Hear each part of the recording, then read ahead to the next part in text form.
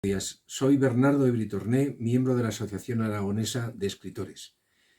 Entre mis últimas obras de nutrición y salud, maduración ósea en niños de interés pediátrico, quiero presentarles, además de mi última obra en la travesía, el libro último que fue presentado en diciembre de este año, Seguir en el camino, este se hacia el andar.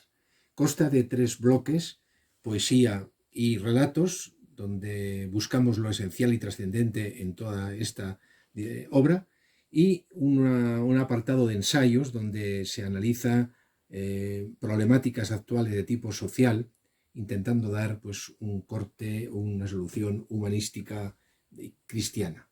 Ha añadido algunos discursos de la Asociación de Asemella, Asociación de Escritores Español, y otros relativo a mi entrada en la Real Academia de Bellas y Nobles Artes, con el fenómeno general de la muerte, que es y experiencias borderline, que son realmente hoy día de dolorosísima actuación debido a este COVID-19, por la aplicación de esta eutanasia.